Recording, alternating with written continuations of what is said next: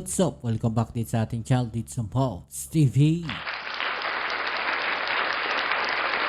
Alright, so tayo nagbabalik muli mga kababayan at ang nasa inyong monitor screen ngayon ay walang iba kundi si Senator Risa Hontiveros mga kababayan, no, na kung saan eto na nga, nagsampa na po siya ng kaso dito kay Michael Maurilio. No, mga kababayan, yung witness po niya na bumaligtad po. No, ito nga si Michael Maurilio, no, yung nag-viral po na video no nakaraan, no, na kung saan sinasabing binayaran lang daw po siya, no, netong si Senator Risa Hontiveros para tumestigo, no, dito laban kay dating Pangulong Duterte at kay Pastor Kibuloy, mga kababayan.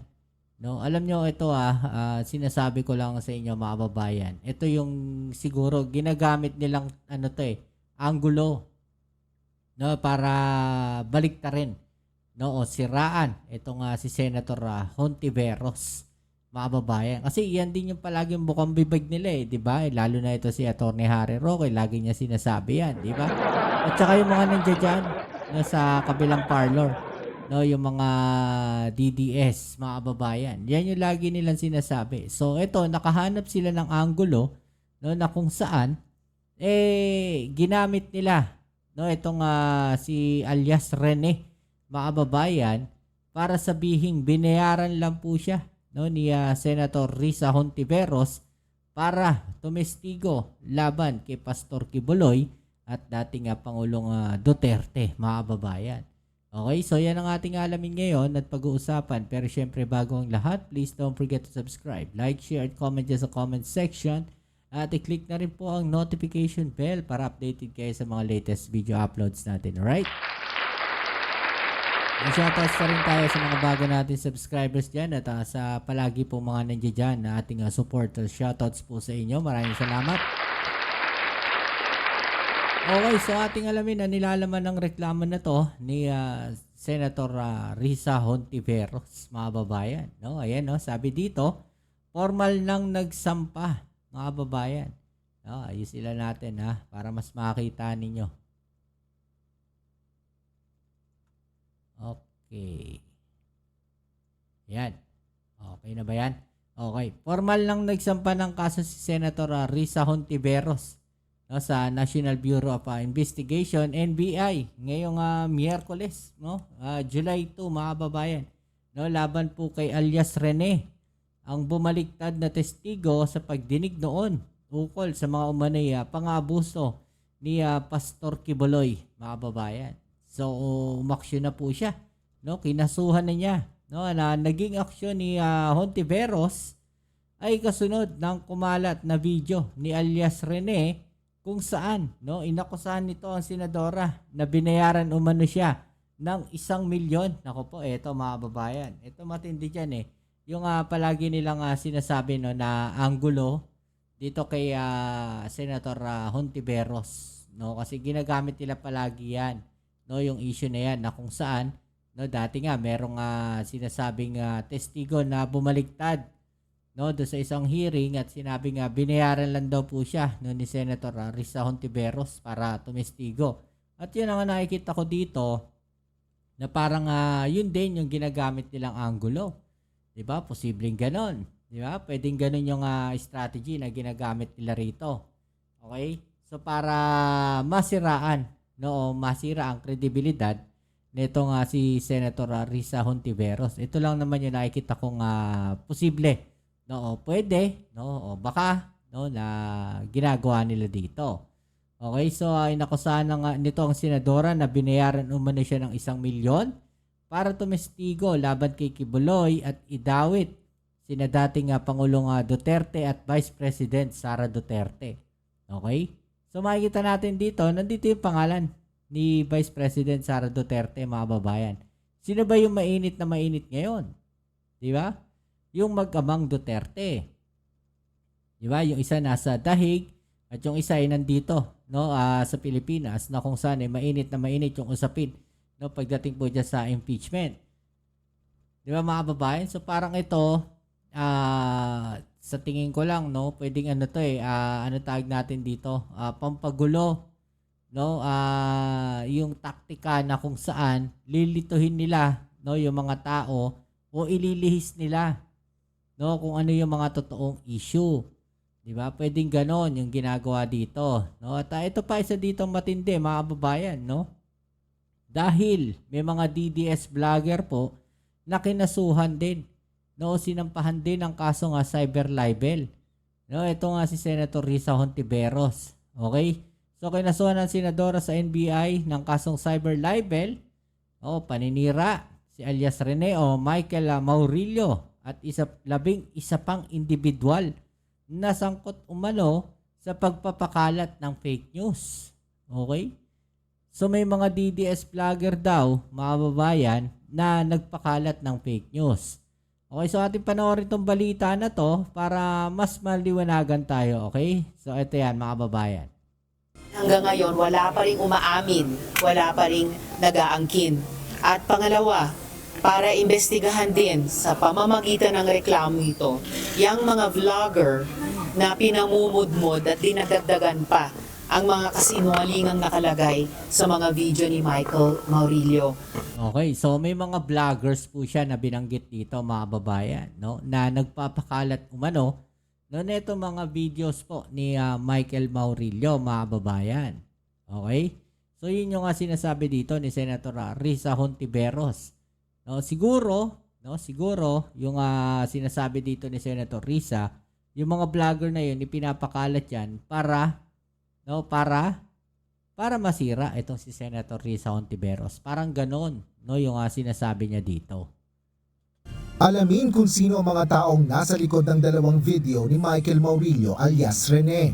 Ito ang nais malaman ni Senator Risa Hontiveros sa pagsasampa ng mga reklamong cyber libel sa National Bureau of Investigation o NBI laban kay Maurilio at ilang vloggers. Ayon kay Senator Hontiveros, bilang nasa larangan ng public service, lagi siyang bukas sa mga puna at kritisismo. Ngunit hindi naman niya hahayaan ang mga pagsisinungaling. Base sa lumabas na video ni Michael Maurilio noong isang linggo, sinabi nito na binigyan umano siya ni Senator Risa Hontiveros ng 1 milyong piso para magbigay ng false testimony o magsinungaling laban kay Apollo Kibuloy, dating Pangulong Rodrigo Duterte at Vice President Sara Duterte. Grabe, no? Lahat ng sinabi ko at makasama ko doon na nag-witness sa Senado ay ginawa lamang ni Sen. Risa upang papagsakin si Pastor at ang buong kingdom at kunin ang kanilang mga ari-arian.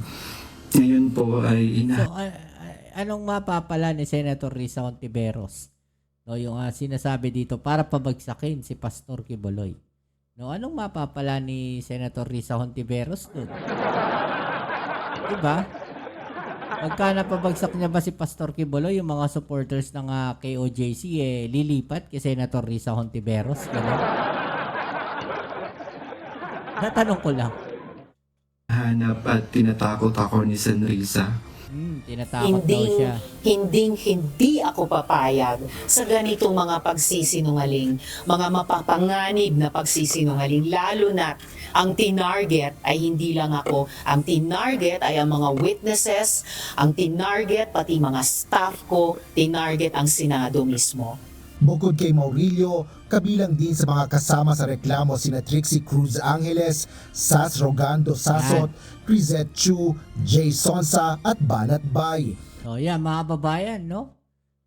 Karamihan po, no, sa mga vloggers na sinabi dito ay mga DDS vlogger, mga babayan, no? Mga DDS vlogger po yan. No, na talaga namang sumusuporta, no, dito po sa mga Duterte. Yun po yung makikita natin dito. O kung hindi man lahat yan, no, kilala naman natin kung sino dyan sa mga yan, no, yung mga DDS vlogger. No, so kasama po sila sa kinasuhan. Ito nga si Senator Risa Hontiveros, mga babayan. Dahil nga daw po di umano sa pagpapakalat nila, no, ng mga netong mga videos na to o ng mga fake videos na to, mga babayan. 'Di ba? Maging ang Facebook page na naglabas ng video ni Maurilio ay pinaiimbestigahan rin ng mambabatas. Ayon sa senadora, maaari pa itong madagdagan sa mga susunod na araw. Nako. Kinwestiyon naman ni Sasot at Chu ang pagdadawit sa kanila ni Senador Ontiveros sa reklamo. Sa social media post ni Sasot, pinuna nito ang hindi pagsasama ng senador sa mainstream media na naglabas ng video ni Maurilio. Habang pinagtaka naman ni Chu kung paano siya nadamay samantalang hindi umano niya kilala ang bumaligtad na testigo. Wala rin umanong alam si Sonza sa mga paratang ni Ontiveros. Habang wala pang pahayag sina Angeles at Banat Bay. Handa naman si Mauriliong harapin ang mga reklamo laban sa kanya sa legal na pamamaraan. Oh. Usa po akong lumabas upang sabihin yung katotohanan at handa po akong sa anumang mga legal na proseso. Asher Kadapan Yan Jr. mga babayan. No? Ano masasabi ninyo dyan? Di ba? Ano sa palagay ninyo? No? Meron bang taong nasa likod? No, netong si alias Rene, no, na sabi nga ni Senator Risa Hontiveros, ayon daw po dun sa text message sa kanya, mga babayan, no, ito daw po nga si alias Rene, no, ay kinidnap daw, humingi pa ng tulong sa kanila. No? Ang matindi niyan, no, humihingi pa ng laptop pala itong si Maurilio, mga kabayan. No? Para daw makapagtrabaho siya online. Yun ang matibay doon, mga babayan. No? Kaso, hindi napagbigyan. Ayun, bumalik na. Kasi may explanation si Senator Risa. Hindi sila nagbibigay ng parang mga financial support, no, doon sa mga witnesses na hawak nila o nag-witness sa kanila. Alam niyo kung bakit? Kasi pwede nga sabihin ganon. Pwedeng palabasin na ganon na binayaran sila. No? Para tumestigo. So, tama rin naman yung ginawa ni Senator Risa Hontiveros, no, para sa akin.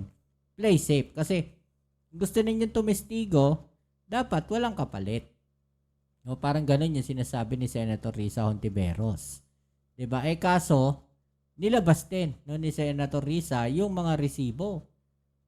No, na kung saan humihingi ng tulong itong alias Rene, no, at humihingi rin ng mga financial support o kung ano pa mga tulong na yan, mga babayan, no, para makapagtrabaho siya. Then afterwards, nung hindi siya napagbigyan, bumaliktad, mga babayan. No? Ilang araw lang nung humingi siya ng tulong, tapos naging biktima na siya ng kidnapping, nag-text siyang ganyan. No? Tapos ngayon, bumaliktad na siya. Oh, kaya mapapaisip kayo, no, mapapaisip tayo, paano nangyari yon? No, meron bang tao na nasa likod? No, na merong may hawak kay Rene ngayon? Kaya gumagawa siya ng ganyang mga videos para siraan itong si Senator Risa Hontiveros. Ano sa palagay ninyo? No, i-comment nyo lang po dyan sa ibaba yung mga opinion at atin yung pag-usapan. Alright? So yan, muli kita tayo sa ating next video upload. Ito ang inyong Kuya Mobs, dito sa Mobs TV. Peace. I'm out.